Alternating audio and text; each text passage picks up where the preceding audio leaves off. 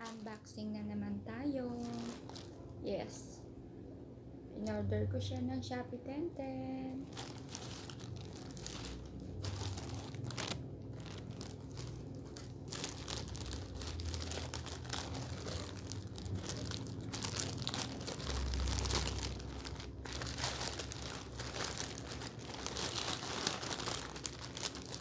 Wow!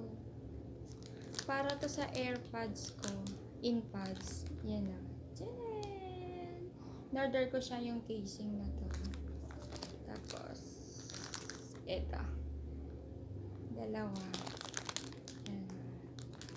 Kano to? Kano isa to? 28 yata. 28 pesos yata isa lang nito.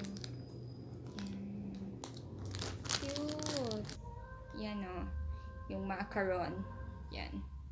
So, itatry na natin to. Ano to? Bunny. Ewan ko, bunny ata to. Bunny. Tingnan natin kung fit. Ay, ganito. Yan. Tingnan natin kung fit.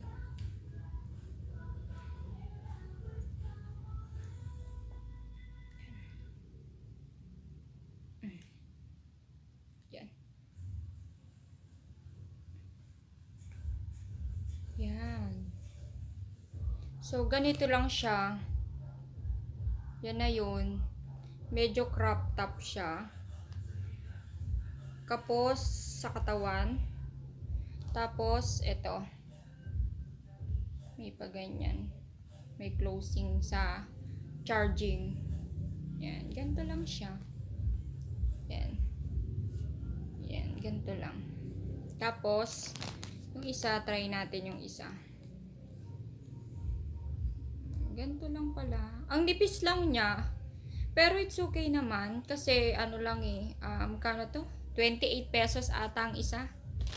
Yun. Kaso parehas ng kulay yung pinadala sa akin. Hindi man lang pinalitan ng ibang color. Yan. Random kasi daw to. Random color. Yan. May ganito. Maliit lang. Random. Yung color niya. Tsaka yung design niya. So, hindi ka pwedeng mamili. Yung kaso naman, syempre, dapat man lang sinend sa akin magkaiba ng color, di ba? Yan. Ito, hindi ko kilala yung character na to eh. Yan o. Yan. Hindi ko siya kilala yung character na to. Halos parehas lang. Para lang siya naka-crop top ng ganyan. Parehas lang. Yan. Parehas lang.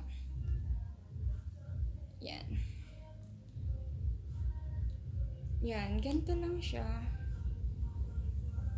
So far, so good. Okay naman kasi cheaper lang naman to. 28 pesos. Gusto ko lang naman siya magkaroon ng cover. Yan. Yan. Okay na to. Isa. One down. Tapos, ito. Ito yung pan-diet ko. Yan. Pan-diet.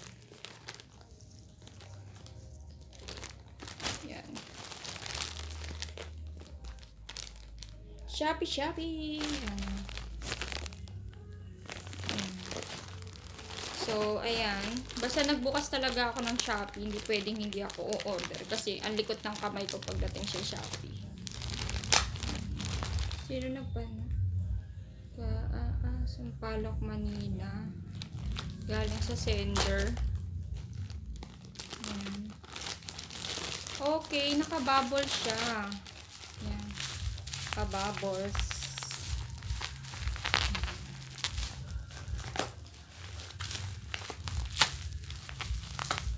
Ba yan? Ang kapal ng bubbles niya, in fairness. Yan. Galit na galit, diba? Wow!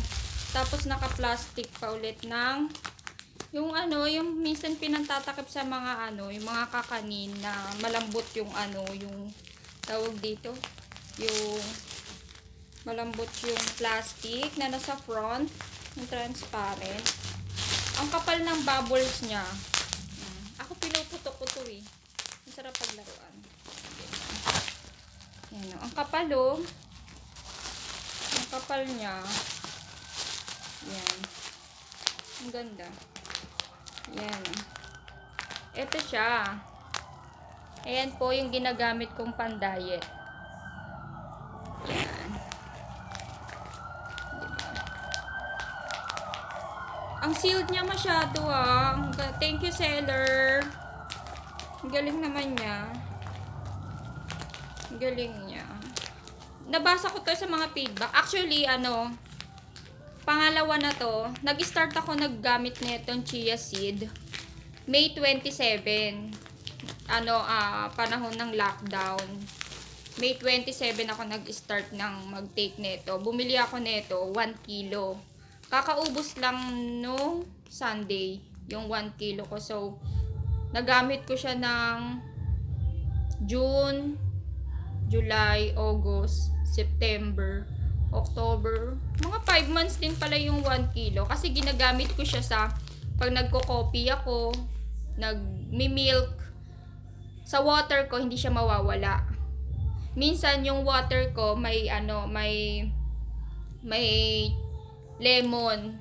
Pero minsan pag nagte-take ako ng chia seed, lalo na pag nagluya ako, hindi ko na siya minsan nilalagyan ng lemon. Pero most of the time may lemon talaga.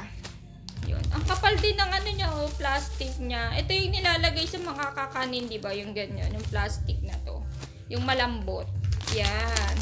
So, umorder ako ulit ng 1 kilo.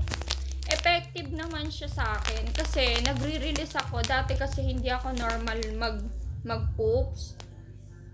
Ngayon, okay naman. Nagpo-poops na ako minsan twice, minsan 3 beses. Yan.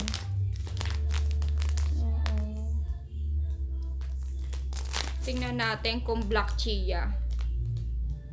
Yan. So, pangalawang kilo ko na to. Kaya, ayun. Ay. Ano to? Ah, okay. Ano pala to? Tawag dito. Double seed siya. Double seal. My God, ayaw mag-open.